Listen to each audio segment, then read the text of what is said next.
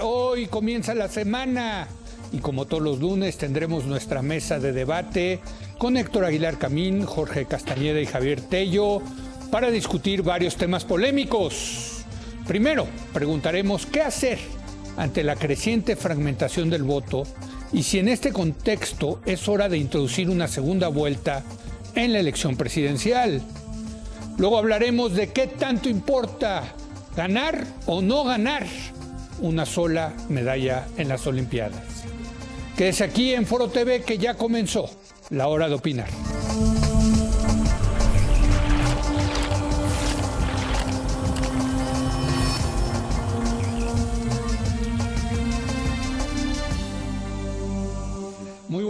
Buenas noches, Héctor Aguilar Camín. ¿Qué pasó, Leo? Muy bienvenido. Gracias. Aquí estuvimos trabajando en las vacaciones, Leo. Sí, bueno, sí trabajamos. La verdad es que uno se merece de vez en cuando vacaciones, de vez en cuando. Muy bien. ¿No? Es un derecho, ¿no? Es un derecho. Sí, ¿no?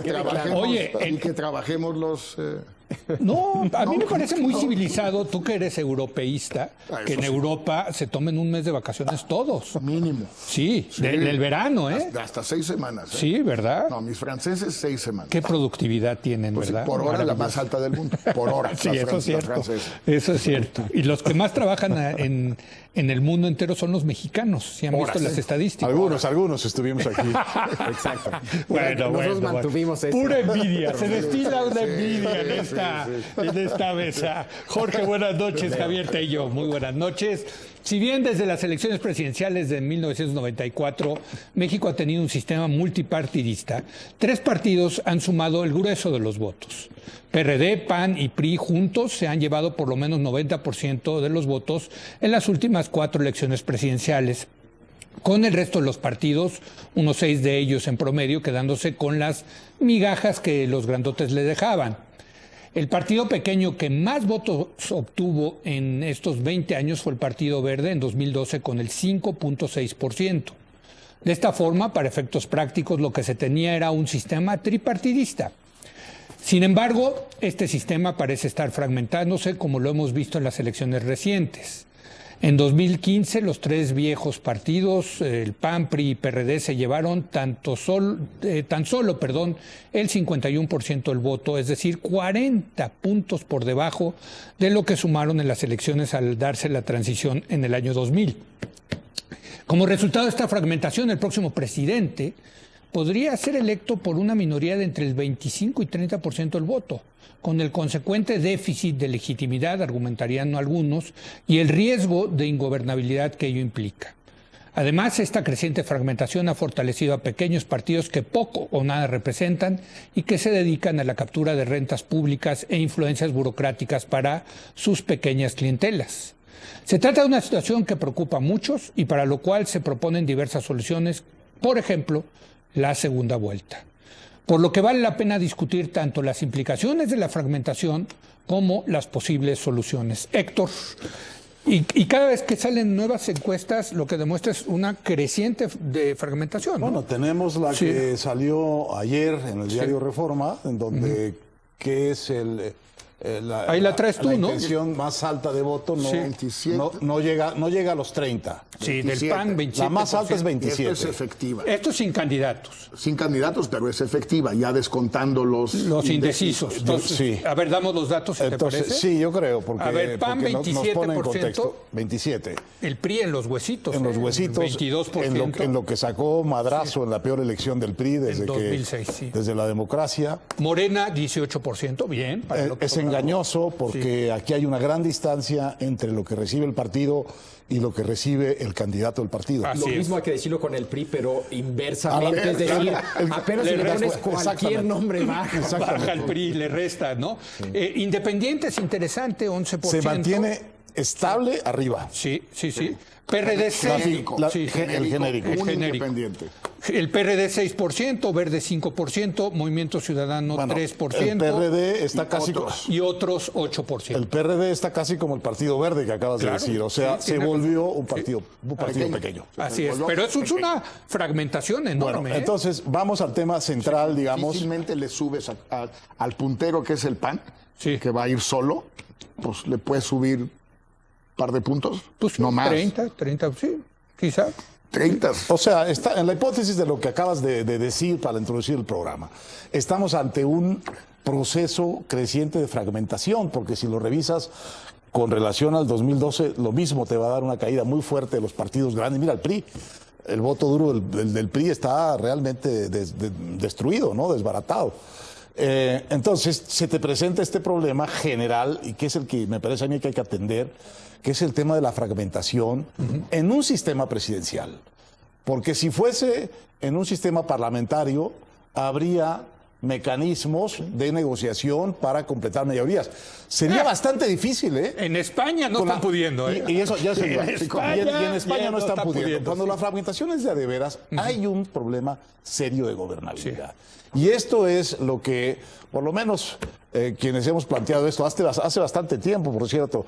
Jorge hace muchos años, y yo con él desde nuestros ensayos de un futuro para México en el 2009, el 2010, planteamos esto tratando de fortalecer el régimen, la gobernabilidad más que el régimen, la gobernabilidad general del sistema. Bueno, las noticias de fragmentación son cada vez más abundantes y más claras, y hay este mecanismo perfectamente probado en muchas partes del mundo, que es la segunda vuelta, que arregla algo. Sí. Arregla algo. Porque para no empezar con los panaceos de que sí, pero entonces no te arregla la fragmentación del Congreso. No. Pero la segunda vuelta presidencial sí hace una cosa muy importante en las condiciones mexicanas, que es que los mexicanos digan a qué presidente sí quieren por una mayoría absoluta de votos.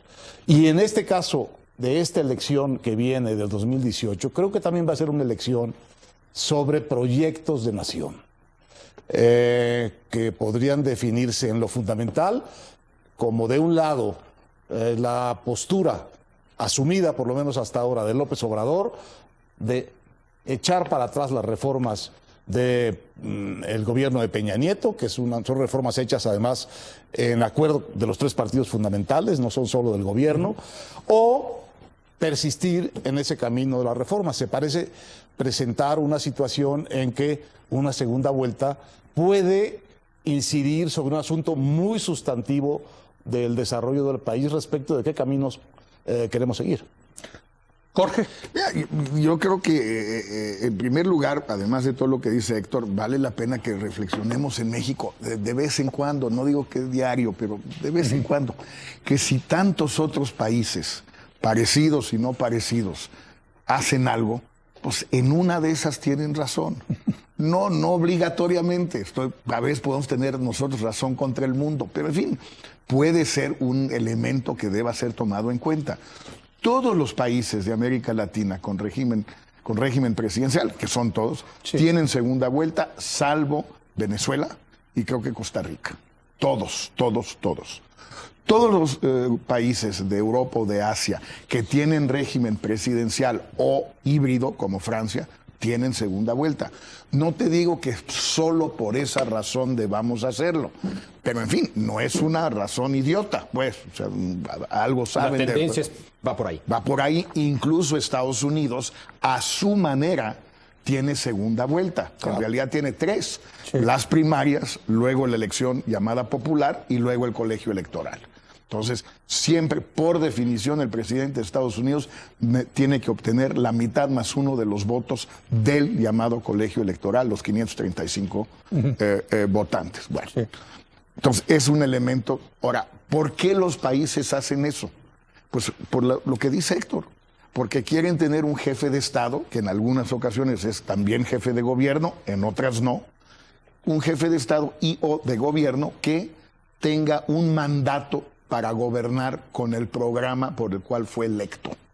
Mandato que puede incluir una mayoría automática en el Congreso, o que puede no tenerla, pero entonces tiene con qué decirle al Congreso, a ver, cada uno de ustedes fue electo por su distrito, por su estado. Yo fui electo por todos y por la mitad más uno de todos. Entonces, échenme una mano para sacar mi programa, porque este es el programa que fue aprobado por el país en su conjunto. Brasil tiene un sistema hiperfragmentado mucho más que lo que demuestra esta encuesta. Mucho más que nosotros. Pero tiene segunda vuelta. La segunda vuelta. Lula, de todas maneras, la segunda vez. Ya no la necesitó. Bueno, ganó con 65% del voto. Dilma no, por un punto. Pero Lula, bueno, si tú ganas con 65% del voto, pues tú. Eso ya eres el presidente priista, ¿no? Tu ascendiente sobre el país, pues es muy grande. Tan grande que se pudieron robar todo. Perdón, Javier. A ver, de entrada yo no tengo nada en contra de la segunda vuelta. Vas a empezar, eres abogado del diablo, no vayas a empezar. Quiero dar un paso para atrás y cuestionar la premisa de la fragmentación. Creo que hay que entender a qué se debe esa fragmentación, porque en una de esas se trata de una fragmentación pasajera y bien podría ser que en 2018 los tres principales partidos otra vez se lleven entre 80 y 90% del voto.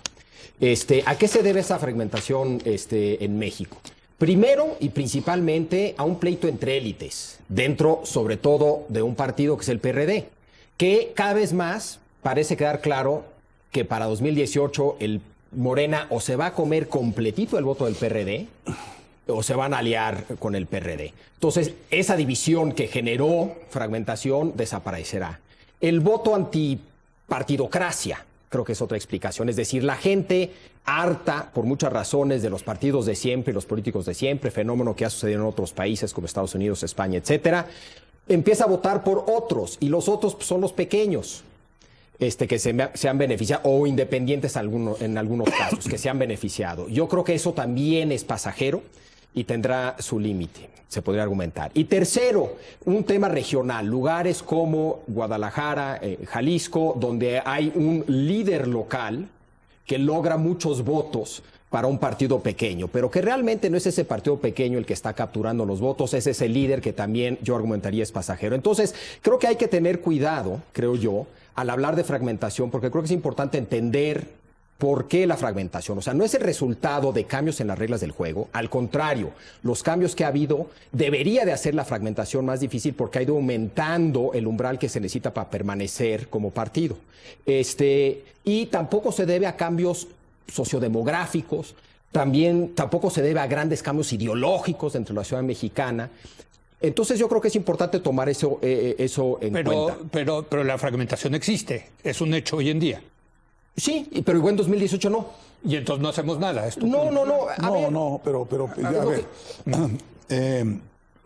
Puede ser una situación pasajera, depende cuál es el periodo que quieres y a qué le llamas pasajero. Pero este proceso ha venido sistemáticamente agravándose desde la elección del 2000. Correcto. Porque Fox ganó por una cantidad de votos sin llegar a la mayoría absoluta mucho mayor. 47. Que Calderón. 43, Calderón por una mayor que Peña. 50, 43, etcétera. Y lo que nos están indicando estas encuestas, que ya son bastante sistemáticas. Es verdad, pueden cambiar mucho en 2 años las cosas, dependiendo de la verdadera combinación de candidatos. Pero es que es la misma tendencia hacia la fragmentación y el crecimiento inesperado, entre otras cosas, por esos fenómenos regionales de algunos partidos pequeñitos que se han ido consiguiendo unos muy buenos candidatos. El Movimiento Ciudadano con Alfaro en Jalisco.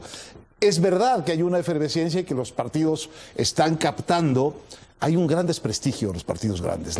La caída del voto duro del PRI es impresionante. Es brutal. Es brutal. La del PAN es menos, pero tampoco, nunca ha sido muy alta. Pero se ha recuperado de lo que traían en el 12. Pero nada más, muy poquito. Este ejemplo nada más. Fox gana con 43. Sí. Margarita, que es la candidata del PAN, para mí ya no hay ninguna discusión, está en 26.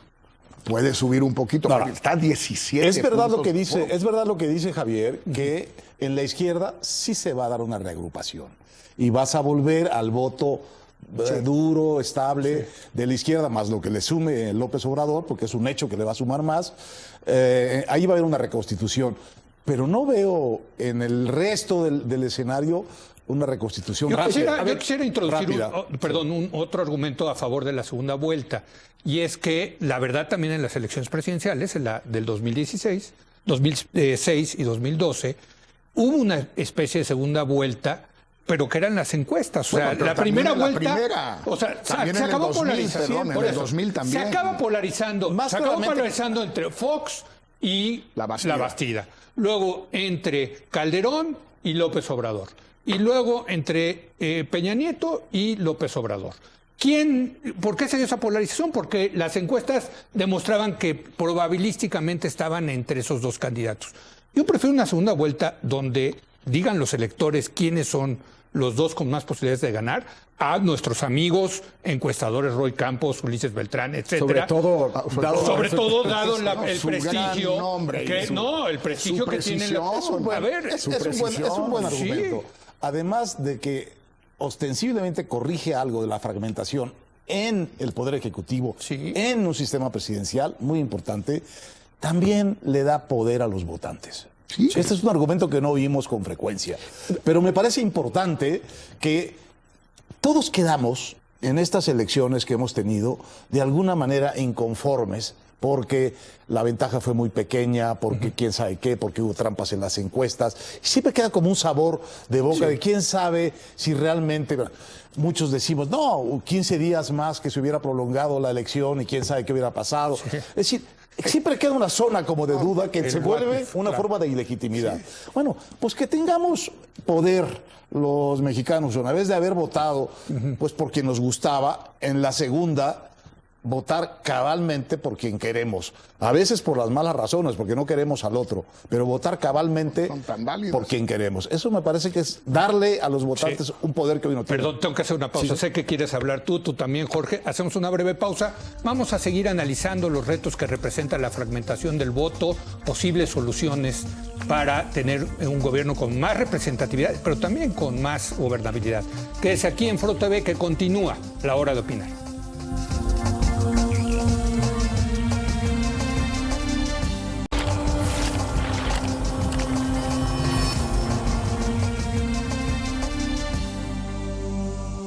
Bueno, aquí ya salió otro tema, por cierto, que tendremos que debatir, que es para qué sirven las encuestas, si inducen o no al voto, pero eso ya, si les parece, lo tocamos la semana que entra. Javier, estamos hablando de fragmentación y posibles soluciones. Mi único punto de la fragmentación es que creo que el argumento a favor de la segunda vuelta es independiente de la fragmentación. Podría Si no hubiera serlo. dado esa De acuerdo. fragmentación, creo que los mejores argumentos no tienen que ver con la fragmentación. Pero creo que sí hay varias desventajas adicionales. Y otra vez, yo no tengo ningún problema, yo estaría a favor de una segunda Se vuelta. va a volver panaceo. Fíjate, ahí va. Y creo que hay Fíjate.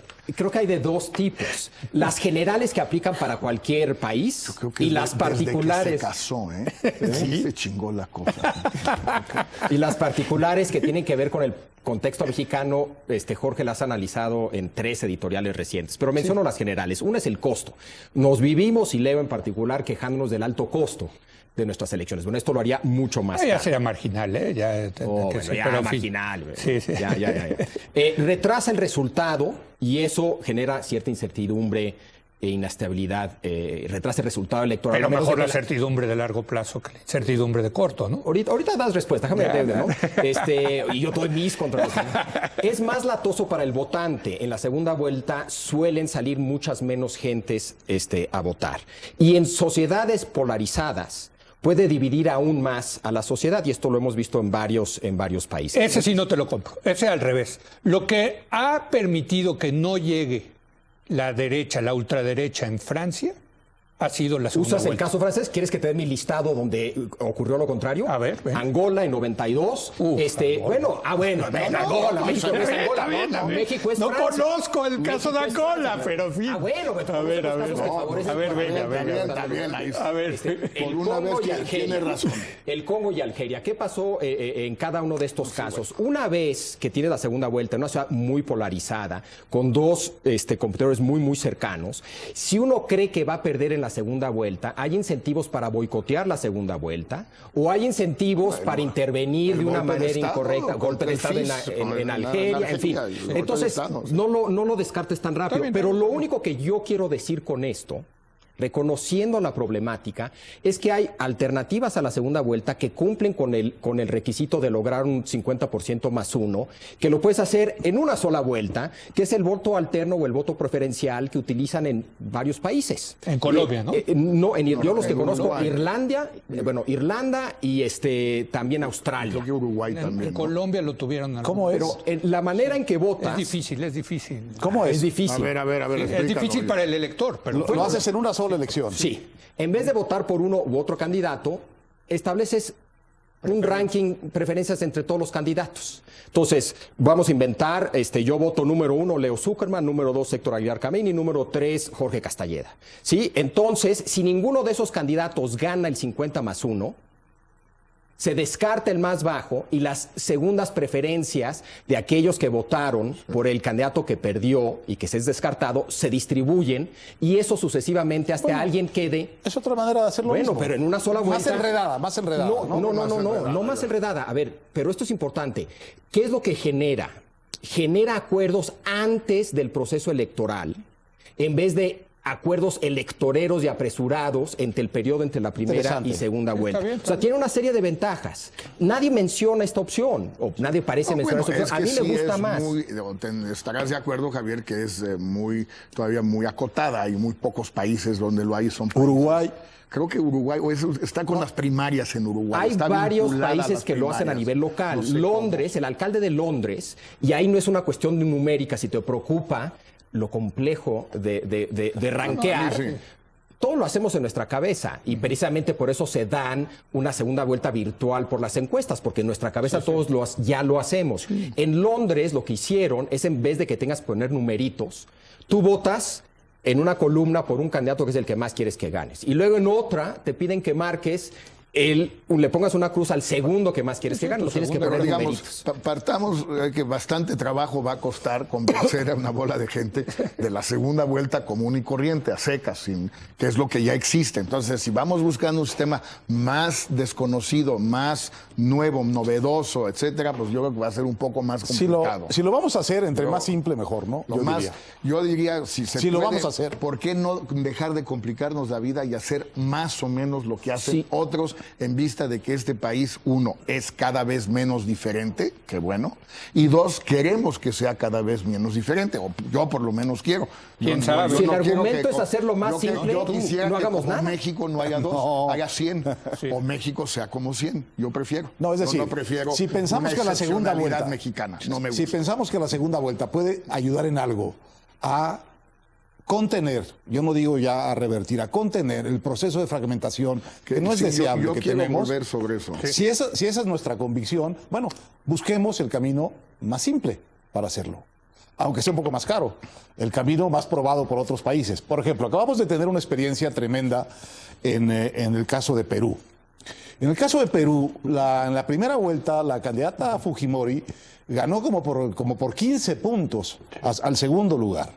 Y cuando el Perú tuvo que escoger entre ella, que tiene pues todo, la mitad de la sociedad peruana tiene un recuerdo muy malo del gobierno de su padre y de su conducta posterior, a la hora de la hora resultó que el Perú no quería a esta gobernante, a la que le había dado en la primera elección casi 15 puntos de ventaja. Y se lo dio a un segundo candidato que era bastante débil como candidato, era muy poco atractivo como candidato. 77 años. Un hombre viejo, un hombre ya de mucha edad. Ahí sí no hay. Eso sí, un probado tecnócrata y economista, un hombre serio. Y hubo auténticamente un vuelco en la. Entonces, yo supongo que en los casos que mencionas negativamente, como el Congo y el otro, también habrá sucedido algo de esto, en el sentido de que al final, aunque no nos guste la opción, es la opción que quiere la efectiva mayoría de esos países.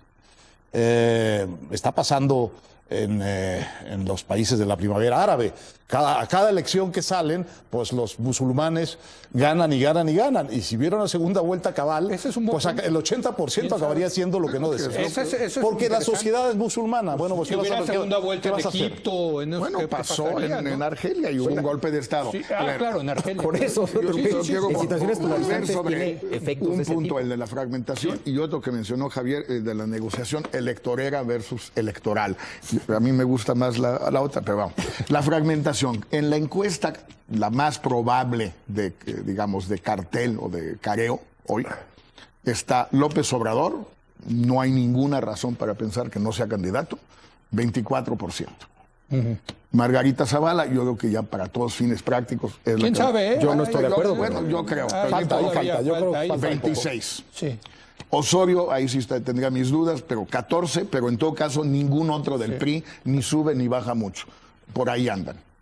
Mancera 6, yo en efecto creo que No, el PRD no, se va a ir sí va a ir. con López Obrador, Y ya gana. súmale 5 de los 6, tiene 29. Y el Independiente está en 6, yo creo que habrá un Independiente y andará por ahí del 10, que es lo que está en efectivo y lo que sale como la figura genérica de Independiente. Bueno, pues Yo esto hace... es donde creo que más varianza puede haber. Que se creo caiga que el Independiente. puede subir muchísimo o puede bajar bajar Totalmente, mucho de acuerdo. porque la gente no quiera Sí, sí. desperdiciar su voto o esté tan enojada Que se por vuelva. ahí, Ok. claro. Pero vas a tener en todo caso 4 candidatos, tal vez 5. De los 5 vas a tener 3 más o menos fuertes y tal vez 2 medianamente pequeños, pero no pequeños de 2 puntos. Si el PRD está en 2 puntos, seguro se va con AMLO. ¿Pero tú crees que vaya a lanzar el PRD candidato No, independientemente si se va con Yo Morena? creo que no. Si se va con Morena no hay candidato. por exacto, eso. sí. Pero lo que te dice esto es que no hay manera que el ganador pueda irse por arriba de 31 o 32. No, si se cae, claro, si es una competencia entre 2 y no entre 3. Aún mira, en el 2000 fue entre 2, en el 2006 fue entre 2 y en el 12 fue entre 2. Pero el más bajo que fue Calderón en 2006, de todos modos sacó 35%. Sí. Hoy con estos números No llega. no ves que alguien pueda llegar a 35.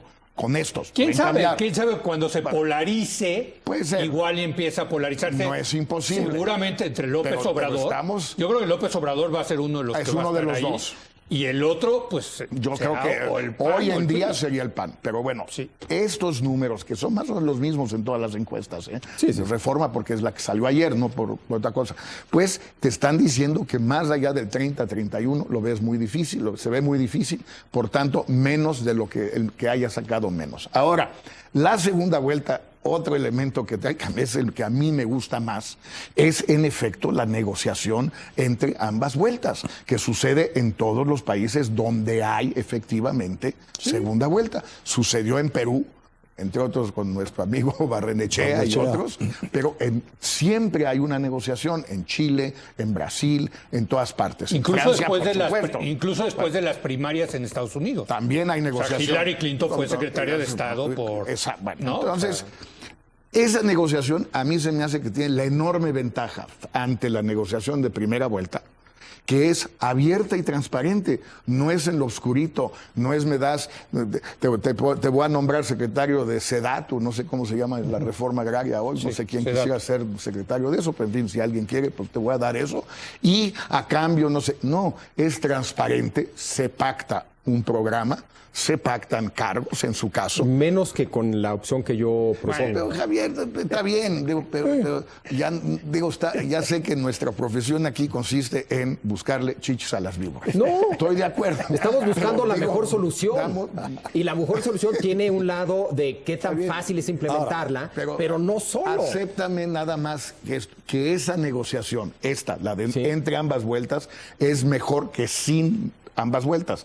La tuya es mejor todavía, de acuerdo. Pero con lo que tenemos en México hoy, yo prefiero esta negociación porque permite efectivamente decirle a los dos que van ahí, a ver, yo tengo tanto. Pero a ver, permítanme ¿Cuánto buscarle qué me un das? poquito más de chichis a las hormigas y yo sé que Héctor Aguilar Camín me va a odiar por esto, pero sí le estamos buscando chichis a las hormigas porque no va a pasar esto en la segunda Bueno, vuelta. eso ¿Por qué yo no va creo a que es pasar? más interesante. ¿No? Muy buen punto. Vamos ¿No? a ver. Yo creo que, el PRI, y tuvimos en esta mesa a Peña Nieto cuando era candidato, el copete se le explota cuando se habla de Ha cambiado mucho la realidad del país Sí, desde ese sí, momento. sí, pero desde entonces, pero fíjate, Y fue su, lo único, y su realidad. perdón, ¿no? fue lo único que no estuvo dispuesto a negociar en Pero el hay un Pacto punto por muy México, importante. Hace 4 años. Ha cambiado el país y ha gravemente. cambiado Ok, el entonces, copete. El copete también ha cambiado. Yo siento Pero que ya entonces, no ¿qué es el creen que, mismo a copete. ver, ustedes creen No, ya no, que la no. postura de Peña Nieto ya cambió y que los priistas están dispuestos a aventarse No, la yo segunda no, vuelta? eso yo no A sé. ver. Pero me parece que un análisis racional de la posición en que está el PRI y el estado de desarrollo que llevan las reformas del presidente Peña Nieto tendría que convencerlo de que necesita alguna fórmula que garantice una cierta continuidad de su proyecto que no dependa exclusivamente de los votos del PRI y de sus aliados, porque esa cuenta, como lo publicó Jorge, creo que en el artículo de la semana pasada de su serie sobre la reforma, la segunda vuelta, que están muy buenas, esos números ya no existen. Los números de la victoria, digamos, del PRI en el 2018 eran 30% de voto duro, Y ya hay- más 5% del verde, Y más 2%, tienes 38, no hay manera de que te alcancen. Bueno, ahora la cifra base del voto duro, 15. Sí. 22 si no tienen claro, candidato. 22. 22. Sí, Anónimo. Bueno, se presentan sin Bueno, candidato. 22 sin súmale sus aliados y vas a ver que no llega a 30. No. Ahora, yo creo que también López Obrador tampoco la quiere, ¿eh? ¿Por qué? No, él por supuesto. Claro que no. A ver, es que la argumentación, el PAN y el PRD la quieren desde hace tiempo y por razones yo creo bastante legítimas. López Obrador no la quiere, no sé si con o sin razón, pero en todo caso por un motivo muy personal. Cree que él en la segunda pierde, cosa que probablemente hoy sea cierto, aunque habría que ver. El PRI nunca ha querido, porque pensaba que una elección ganada en la primera la perdía en la segunda porque le echaban montón. Nada más que ahora todo parece indicar que la de la primera vuelta ya está perdida. No hay cómo ganarla. Parece con los números que todo el mundo tiene. No hay grandes diferencias entre los. Entonces, Peña puede colocarse en la siguiente tesitura. Los míos ya no van a ganar. Eso ya no se pudo.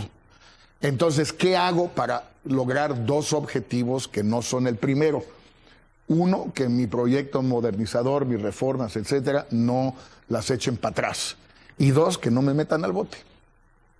Pues digo, López Obrador ya perdonó a todo el mundo. El otro día en Acapulco ya se erigió en juez, Suprema Corte, Papa, todo. Él ya empieza a repartir indultos y amnistías ex ante. Cosa que me parece interesante porque entonces ya quedamos todos en que no hay nadie. Va a haber borrón y cuenta Que nueva. todos están de acuerdo en el borrón y cuenta nueva y nadie quiere comisión de la verdad, nadie quiere investigar, nadie quiere combatir la impunidad, ni siquiera López. Qué bueno saberlo, nada más para saberlo. Parece que hay uno que sí quiere comisiones de la verdad para investigar a los tres anteriores y si caen, punto. Hay uno, pero ese no lo ¿Quién? vamos a mencionar, no. No. No es el momento. Ah. Pero lo que sí es real es que Peña, si se coloca en ese papel, puede decir, bueno, lo que más le conviene al país, al PRI y a mí personalmente, Peña, es la segunda vuelta. Pero estás partiendo una premisa nada muy más. dura, que es aceptar que el PRI ya perdió.